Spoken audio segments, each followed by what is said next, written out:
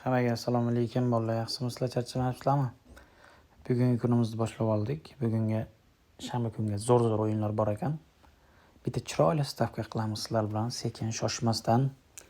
Ertaga natijasini yozib ketasizlar qanday bo'lganini. O'tish yaqin, 60, 70, 80% o'tishga yaqin komandalarni olamiz. Endi bu yoq futbol, bolalar bilasizlar, futbolda hamma narsa bo'lishi mumkin, lekin terilishga ham bog'liq, qanaqa qilib terishimizga ham bog'liq. Biz o'tishi yuqori bo'lgan koeffitsiyentlar tanlaydi. Qanday ketdi bo'lmasa, Manchester United, Tottenham, Arsenal, Sunderland, Burnley, West Ham, Bournemouth, Aston Villa, Wolverhampton, Chelsea o'yini bor ekan. Everton, Fulham, Newcastle, Brentford, Wolfsburg, Borussia. Ichidan biz zo'rlarini tanlab olishimiz kerak. Bizga 4 ta komanda yetadi. Napoli, Genoa. Genoaga qiynaladi Napoli. Lens. Yaxshi. Boshladik bo'lmasa bolalar. Mana komandaga uncha ishonmayapman. Aston Villaga bugun ishonamiz bolalar. O'tgan safar parod qildi. Bu safar ishonamiz, ishonchimizni oqlash kerak. Aston Villa yutqizmaydi. O'yinda 1.5 tadan ko'p gol bo'ladi deb oldim. Chelsea, Wolverhampton. Yaxshi, normal o'yin bo'ladi. Ikkinchining endi to'tal 1.5 dan ko'p olamiz. Chelsea'ning 2 ta gol urishini. Fulham, Everton. Bu ham chiroyli o'yin bo'ladi. Kam beryapti. Hozir biz ko'radigan narsalar bormikan?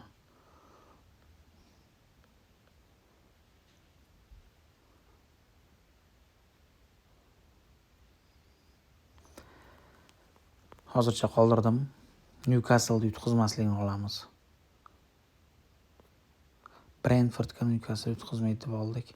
-05, Augsburg, Fulham, Freiburg, Werder. Freiburg. Yaxshi, tavakkal qilamiz. Freiburgda 2 ta golni oldik, 7%. Bo'ladi bolalar. 4 ta komanda 7%. O'tishi 70% bolalar.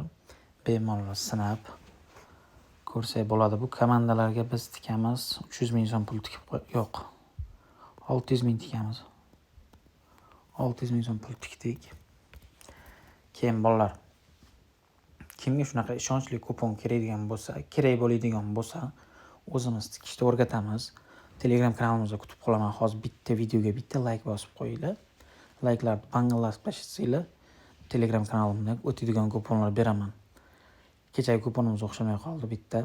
Union bilan Eintracht o'ynadi. 2.5 bo'lish oldim.